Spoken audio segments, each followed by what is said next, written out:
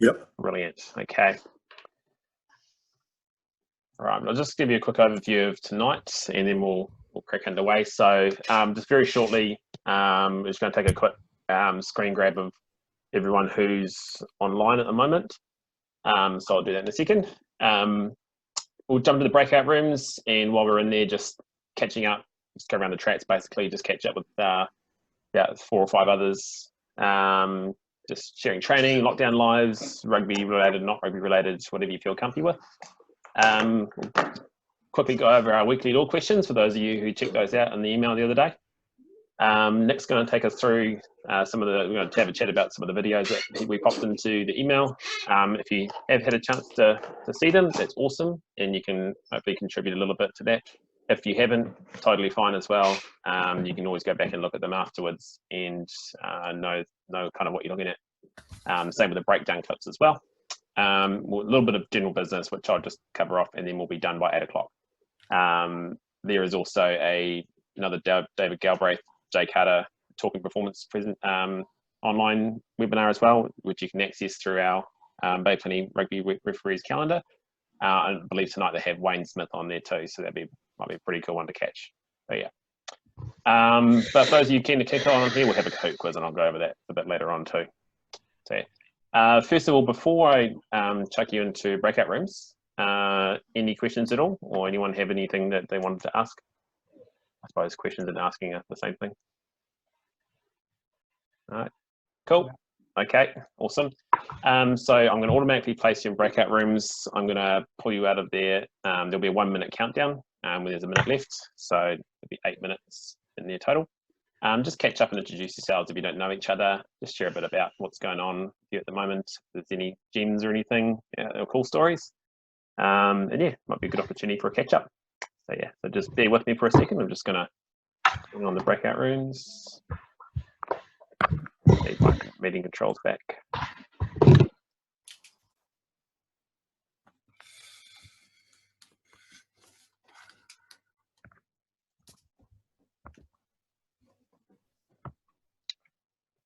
Okay.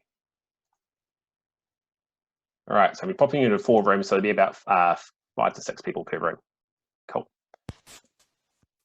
Cool. Guys, hopefully you can still see my screen. Make sure you give me a yell if you can't at the moment. Just a brief update from here. So we've got some communication sort of later through tonight from New Zealand Rugby and from Bay Plenty Rugby as well. I'm going to flick it out your way tomorrow morning. But in a nutshell, it outlines that, of course, with the change in alert levels, not much changes really at level 3 for rugby. However, it's obviously a step in the right direction.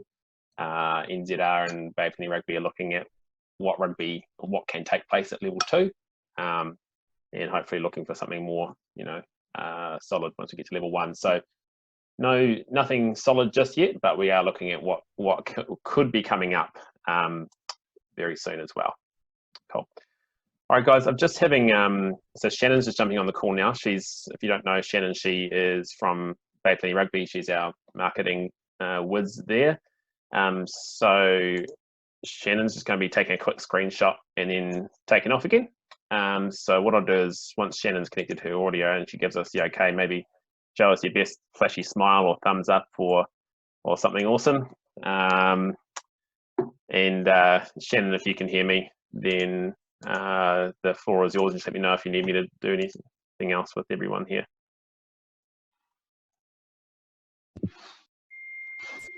Yes, I can hear you. Cool. I just need to for you to stop sharing your screen just for a minute. Yeah, so it's probably useful. Yep, cool. Okay, stop share. There we go. All good? Cool. So I've got everyone on screen then. Alrighty. If everyone can just give me a big smile. Ready? On count of 3. 1, 2, 3. And then bear with me because there is a lot of you, so I'm going to have to do the second page. I'll just save this one. And then just for those on the next page, another smile. And 3, 2, 1. Alrighty, cool. Thank you, everyone. Thanks, guys. Thanks, Shannon. Appreciate it. Cheers, thanks. Cool. Bye. Okay, bye. All right. Hi, guys. Okay. So what we'll do, guys, is actually we'll just quickly go over our law questions from the week. Won't go into too much in depth at the moment. Just I'm looking at 9 o'clock and want to give Nick the time he needs tonight to have his chat. So we just looked at some of our tackle laws this week. So first up, what does being held in a tackle mean? Do anyone want to have a crack or give us a bit of an insight into what being held in a tackle means, or give them their lowdown?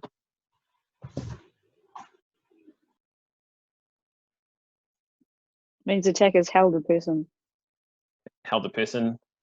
Any build upon that? Brought him to ground. And taken them to ground. Cool. Righto. Yeah. So continue holding the ball carrier until they actually are on the ground. Awesome. What's the responsibilities of a tackler? It's four things they need to do. Release the tackler or tackled player. And run away. Release the tackle. Yep. Release the ball carrier. Move away or roll away. 2 more. Get to their feet. Yeah, get to their feet if they're wanting to play the ball. Join from behind. Yeah. Oh yeah. And allow the tackle player to release the ball as well. Oh yeah. And the 5th one, allow them to actually move away from the ball too. And that's where you can see them trying to pull those penalties from as well. So anything not on there, PK. Right. Any player who gains possession of the ball at tackle, what's their responsibilities? Play it immediately. Play it immediately. Yep. On their feet. Passing or, yeah. Yeah, stay on their feet. Yeah, definitely. So remain on their feet, not go to ground near the tackle, unless they are tackled themselves. Yep. You know, for the last one.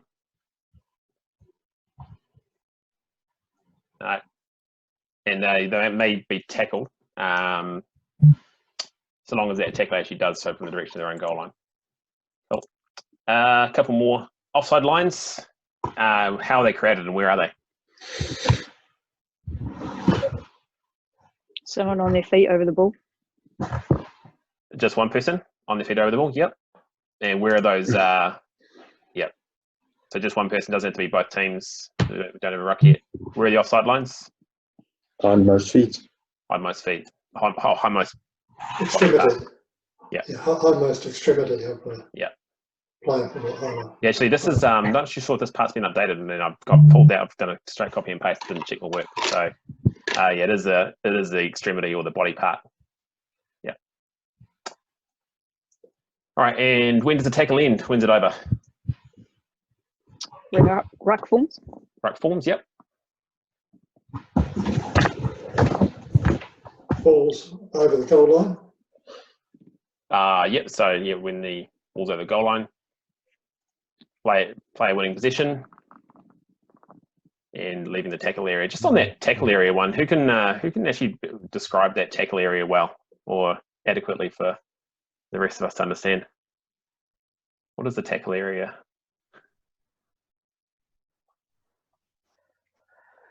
I think it's within 1 metre, isn't it? Yeah, more or less a metre around the ball. Yeah. Yeah. Cool. Also, if the ball's unplayable as well, so that's tackles over. Yeah. If the ball gets past more than 1 metre from where the tackle took place, anybody can catch that ball and it's deemed the tackle's over, isn't it? I'd say so. So if they offload that ball and someone more than 1 metre away from that tackle catches it, and there's been no offside lines formed just yet, so no one over the ball. Is that what you're saying? Yeah. Yeah, it's a good hypothetical question. I'd say play on, because you're outside of the tackle area. You're not entering the tackle area, and there's no offside lines, so it's general play. Offside lines. Yeah. It's like a bad offload.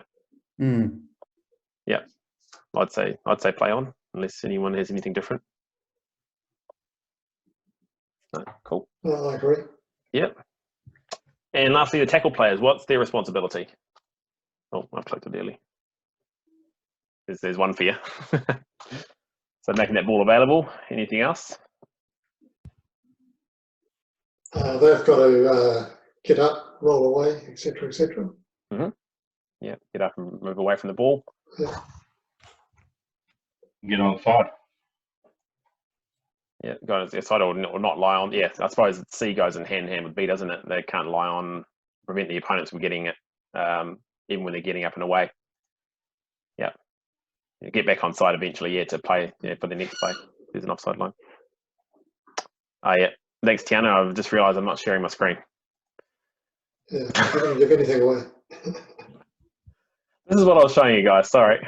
Tiana's caught me out on that twice today. We had our law lounge this morning, and she got me out on that one too.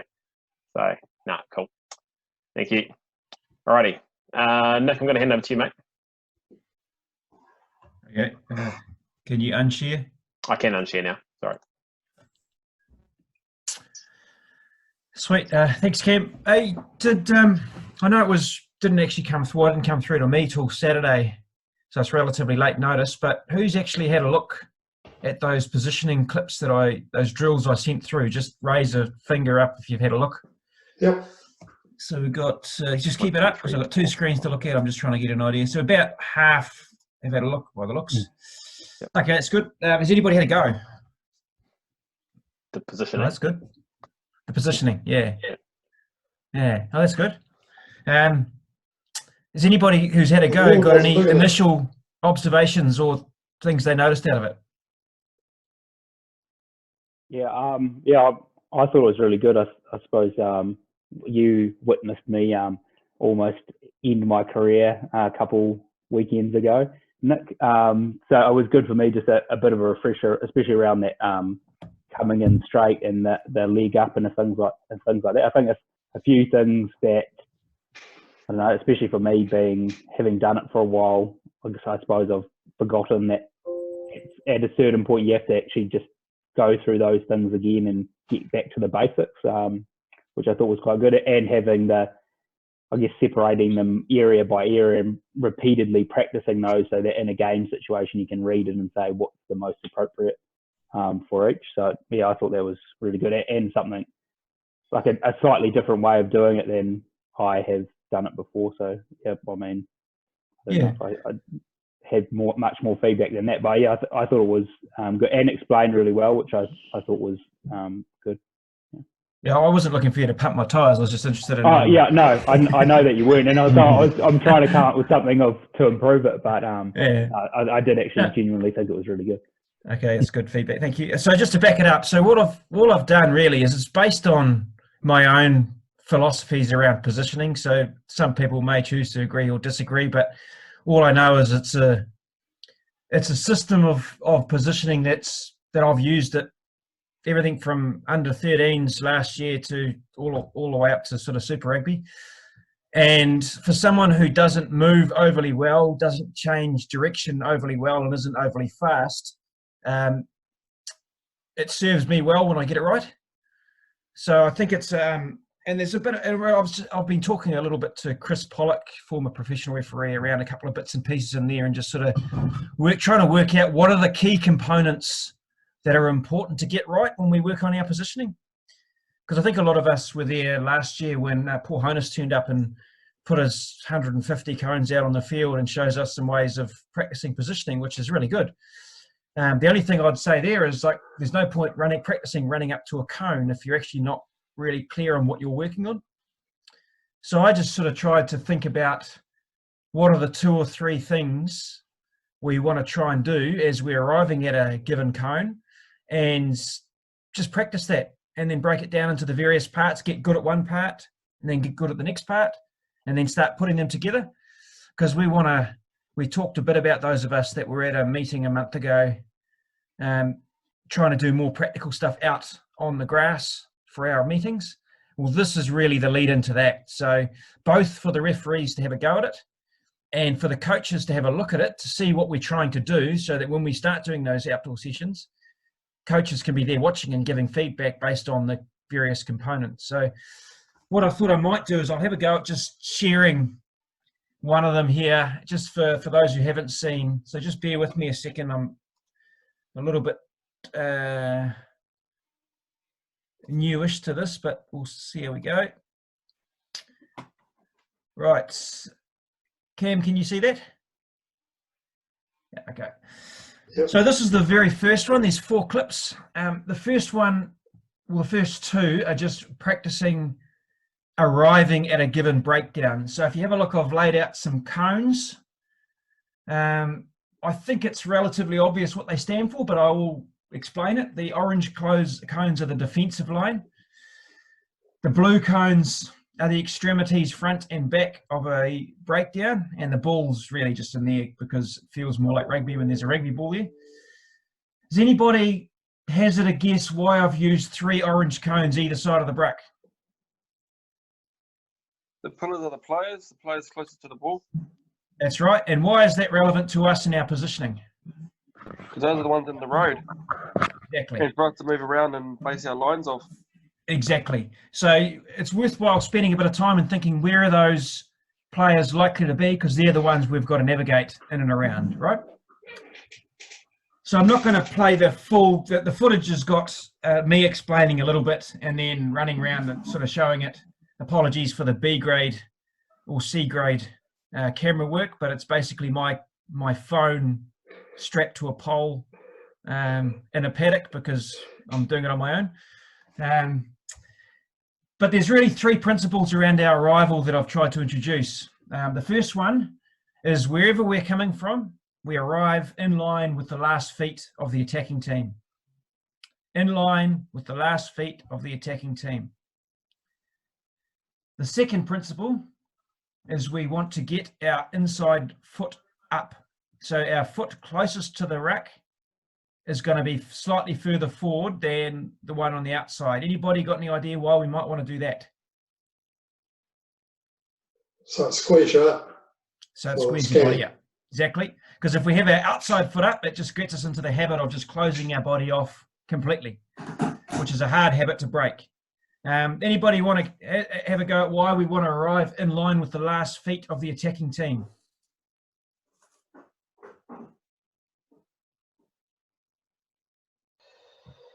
I've got a question. Yep. Would that be where you arrive if you deem there's going to be a contest or no contest? It wouldn't matter? So this is it's a good question. That's really getting into where the next stages of drills would be. So really, all we're not worrying about so much at this stage what may or may not be going on at a ruck, because as we get better at this, we can actually skip out the arriving part altogether and head straight to the exit part. You know what I mean? So, yeah. But really, all we're doing is working on which angle would we be arriving on as a course of habit. And based on that would be if there is some sort of contest, because you can then. So the reason we want to arrive in line with the last feet is it gives us easy options to adapt to get a bit deeper if the contest is the far side, a bit flatter easily if the ball's coming back at us, or transition in behind the halfback or into the defensive line easily, depending on which way play is going to go. So really, the logic of the last feet is to keep our options open. If we go straight in behind the halfback, then we've really closed off our ability to view a contest. If we go straight into the defensive line and then play goes quickly the other way, then we kind of got about 16 forwards potentially between us and where play's going. Does that make sense? Yep. So the first concept is arrive in line with the last feet. The second one is inside foot up. And the third one is we want to end up flat enough so we're really only one big step away from the defensive line if we need to go there. Because if we're too deep, what might happen? Get left behind. Lose track. Left behind, get in the way of the ball. Yeah. So I'll just play this through. It just shows me just trotting through a couple of times. So arriving in line with the last feet of the attacking team, inside foot up, and then we haven't transitioning yet. The next drill works on transitioning, but it's just practicing arriving, inside foot up, and I'm about a metre from the defensive line in that position. We don't need to keep watching it, but it's the idea being is you do it until you feel comfortable. Now, believe me, that inside foot up thing can be a bit tricky if you haven't been practicing it. So the idea is you do it over and over again until you feel comfortable doing it from both sides. Make sense? Yeah. Stop share. Next progression. Share screen.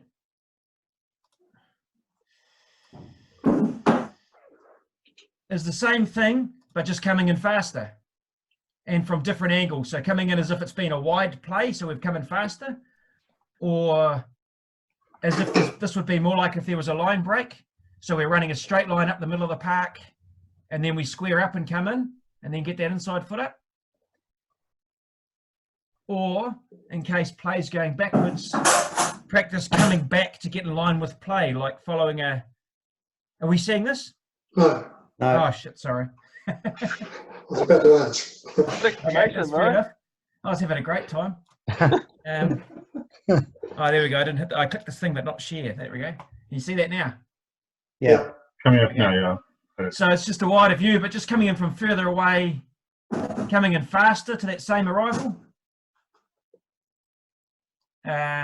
Skip forward. This one is coming forward as if there's been like a line break, and that square. See how we square up and come in. And then the third option is as if play's going backwards quickly, like maybe from a kick or a big tackle or a turnover or something. And again, it's just practicing on square outs. Any questions about any of those?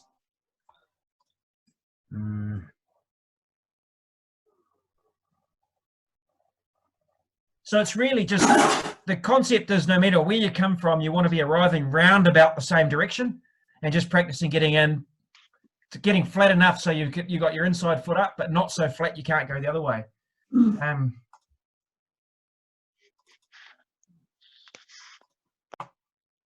Okay, share screen.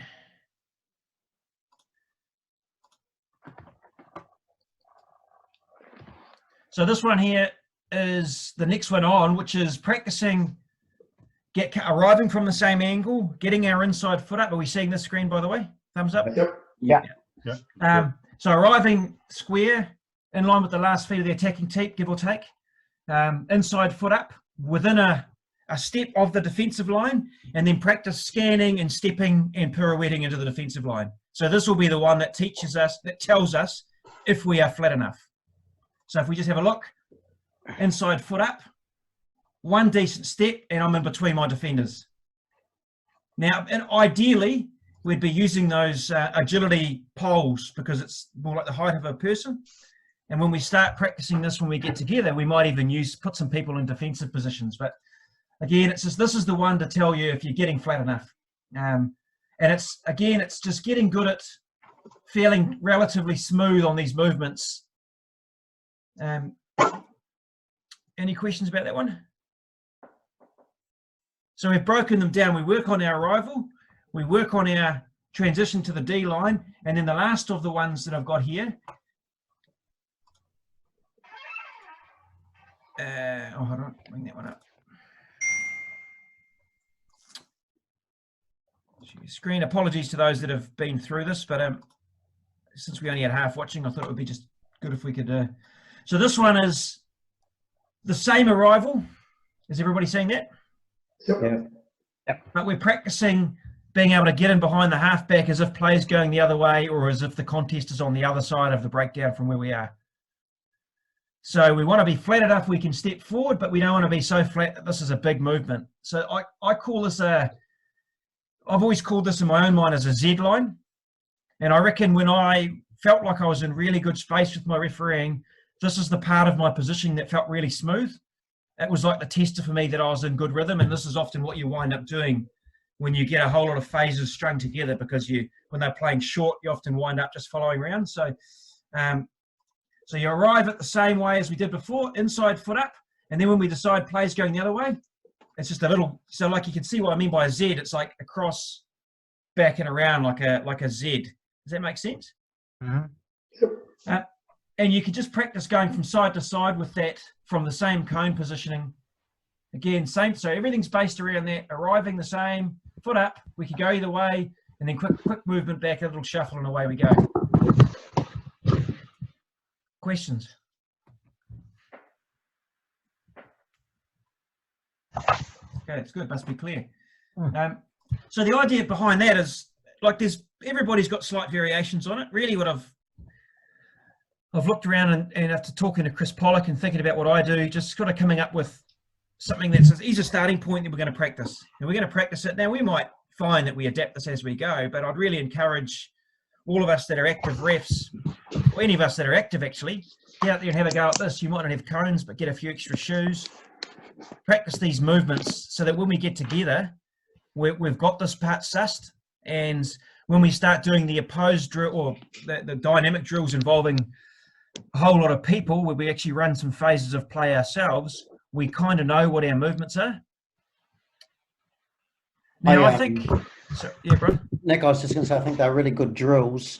I would just encourage people to exaggerate the scanning.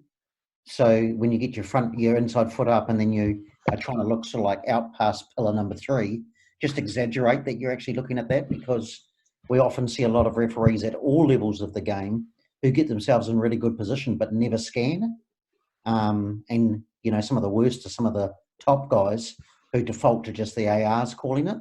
So if you can exaggerate that foot going forward and then scanning out towards, say, second 5 centre, that would be a really good habit just to start getting into. That's a good point. And one of the progressions from this drill we're going to use when we get together, when we can train together, is we'll actually position somebody out wider either side and hold up a number of fingers. So the ref has to be able to look at and identify, or it might be we could do a colour card or something. Just so we have to actually identify a piece of information from out there. We're not just blindly looking. We actually got to look out and interpret what we're seeing. Because you're right. Otherwise, it just becomes a habit, and we get a lot of pointing, but we don't really point and we don't really look with our pointing.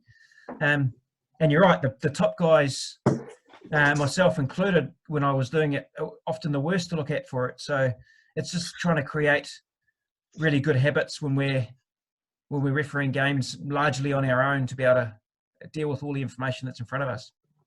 Yeah, and I think the point on that too is, especially at club rugby level, maybe not so much at Premier where we have got ARs, but in games that's still relatively high level and no ARs, good players will pick up whether or not a referee is actually having a look out the back line and start creeping up, and that's where you get the offsides and all that sort of stuff.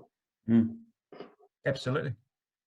Hey, what sort of movement would you look for, Nick, on a slow ruck play and movement in and around the tackle area, particularly on the slow ruck? Because sometimes, it's been spoken about referees not being too static and caught on their heels a bit.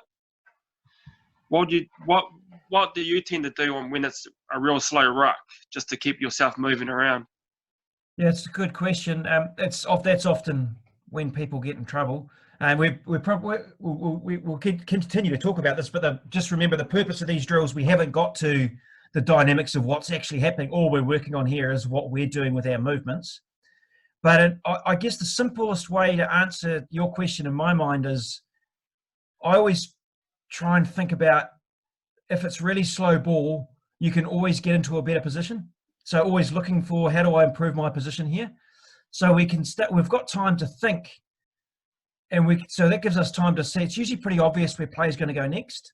So my options when it's really slow in one is, I either want to be, or they're either looking for a kicking option, so I'm setting myself in somewhere so I can see the kicking option, or I want to be either getting wider or getting in behind the halfback. Because normally, if they're not going to kick and it's a really slow ruck, they're unlikely to play really wide. So the action's going to be close to the breakdown. They're going to want to start setting up some pods of forwards and kickstart their play, aren't they? So that's where that's getting really flat. So being in a flat position so that when it's then slow ball, is all you need to probably do is get a little bit wider. Or if they're setting up to kick, getting into a position where you're going to see that might be getting wider and deeper. Does that make sense? Yep. I think there's no one I don't like the idea of coaching positioning like draw a ruck on the board and put X marks the spot and say that's where you stand. Because I think positioning is more dynamic than that. It's a system. So this is really outlining a system of, okay, what are the 2 or 3 key parts to the system that give us a better chance of not getting in the way too often and seeing what we need to see. Now we can get away with being nowhere near as flat as what I'm promoting here at most levels of club rugby.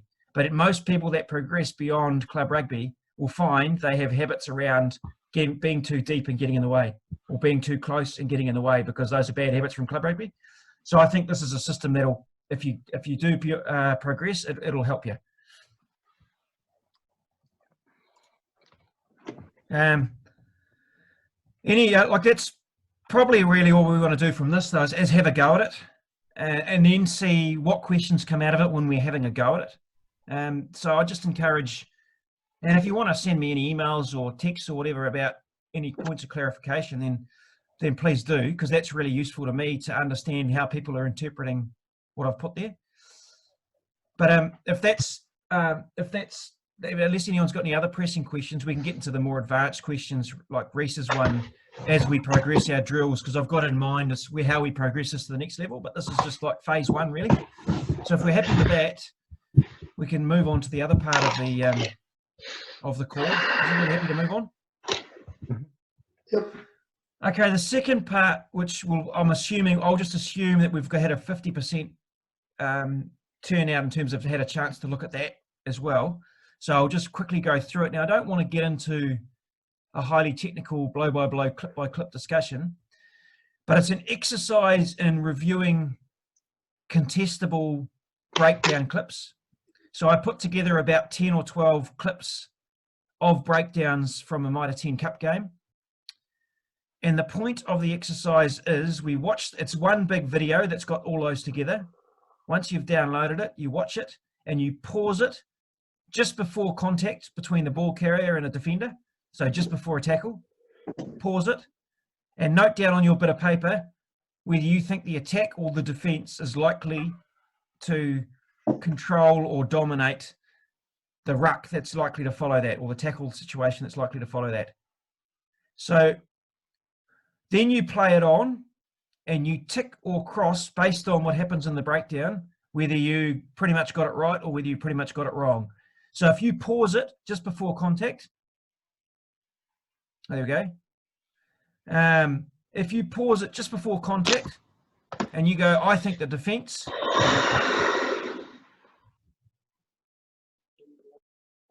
so pause. So right at this point now, you note down on your bit of paper, attack or defense, as to whether you think the attack or defense is likely to dominate this breakdown. Now, we don't want to spend much time on it. It's not about sitting there and analysing the hell out of it. So I'm going to go attack. Go play it on. I think attack.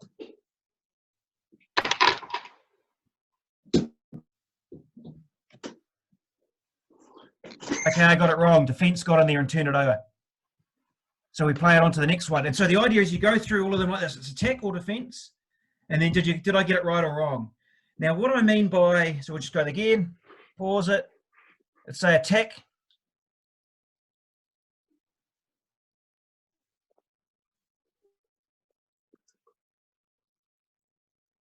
I reckon I got it right because he didn't release.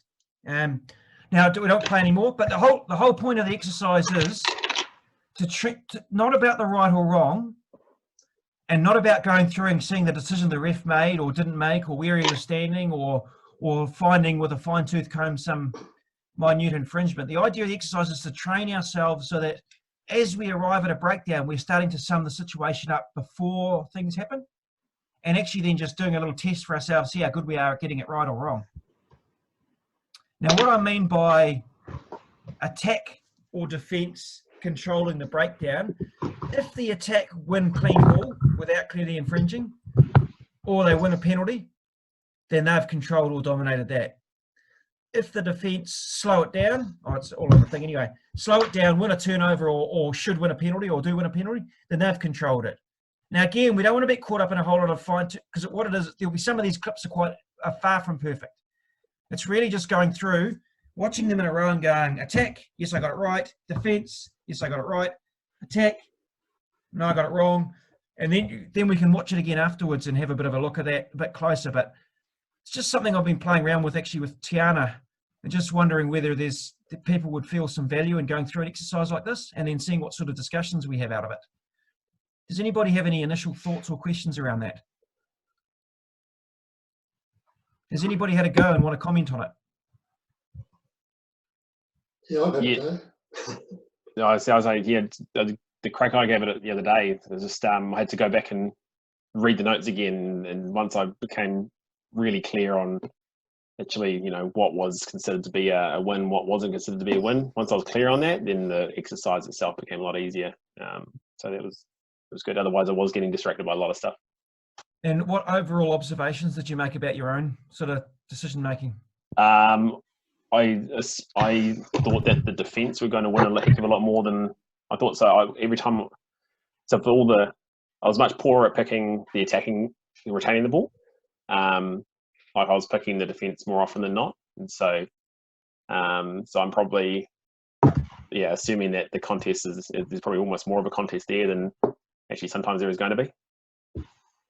So that's a good observation to for your own thinking around your philosophy, right?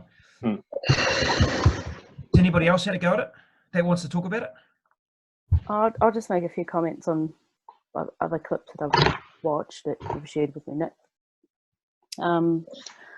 The things that I look at is the nature of the ball carrier and the nature of the tackler to determine who's going to contest or win that contest. I don't know if that's just my playing hat on, but then to try and apply that to what I would instinctively do to transition into the next position, that's obviously a work on area. But yeah, that's what I look at is the nature of the ball carrier and the nature of the tackler, and then the arriving players or the supporting players around that break down who's going to win the contest, if that makes sense. I don't know if I'm doing it right or not, but... No, that's right. So you're starting to think about what cues you might be looking for, right? Yeah, and I'm trying to shape my philosophies around or processes around who the nature of the contest in terms of the ball carrier and the tackler and then the arriving players. Yeah, so that's, because we're all running around with the law book in our head, right? And we don't really have time to apply every tackle law to the situation. So this is actually just training ourselves to try and figure out some cues we can look at to try and make it a bit simpler for ourselves. The other point of the exercise is, which could be relevant to some of us, is if we're waiting till the tackle's occurred before we start thinking about what might happen, we're actually giving ourselves quite a severe disadvantage. So if we get our thinking about it earlier, because when we're out in the open field and running, nothing's really happening. We've actually got some time to think about it. When the contact happens, that's when the shit hits the fan and it all starts happening at once. And so if we just start thinking about it then, we're right on the back foot, aren't we?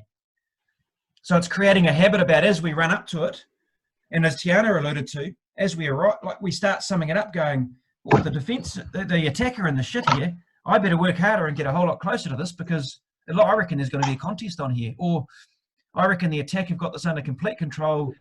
If I stay 5 or 8 metres away from this, it's probably not going to be a problem. So it dictates positioning.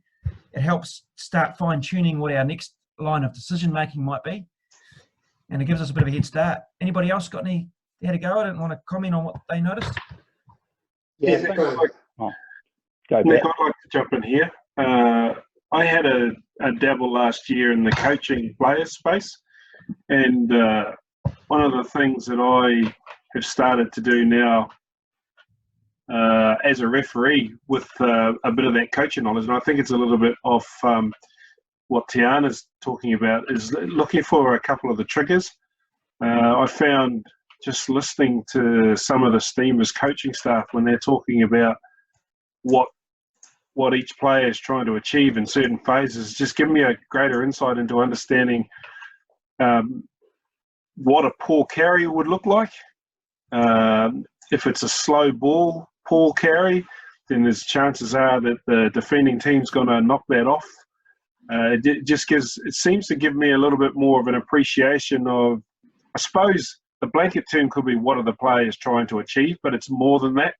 You're starting to dig a little bit deeper into their micro skills and understanding, oh mate, you're fucked here, you're carrying that ball really poorly, or you're running a poor bad line. You're going to be flattened in a minute because you're wearing the number 11 shirt and you're running into a number 8 player, so you're going to be turned over in the smell of an oily rag here. So it's just little triggers like that, which I found really useful in understanding exactly that. Which breakdown do I really need to get to because there's going to be a massive turnover here, or which ones can I afford to sit 2-3 meters away, mainly because I might be sucking wind, but probably because there's no need to get to it.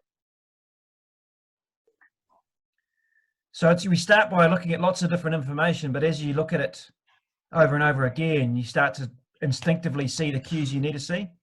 To give you an example of how this plays out, after about my second or third season of Super Rugby, I was really struggling with my scrum refereeing. And I went and asked two people for advice who I saw as really good scrum refs. One of them was Craig Joubert, and the other one was Jonathan White. Craig Joubert's advice was, when he went through the same thing himself, was he went away one summer and watched about 1,000 scrums. And Jonathan White's advice was he just copied Chris Pollock. So then I spoke to Chris Pollock, and he said, one of the things he said was he watched about 1,000 scrums. And so I went through the exercise of watching 1,000 scrums over a summer. I went through a point of doing it.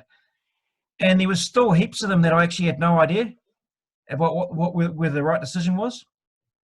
But what it did do is the ones that were a clear decision, I had absolute confidence after that, and it took my scrum refereeing to the next level. And when I saw it, I didn't miss out on one. Because often what would happen when you had a shit scrum day is you go review all the scrums again, and there was still half of them that I didn't know what the decision should have been. But there's always 2 or 3 early on that I could have got, and that probably would have solved half those other ones.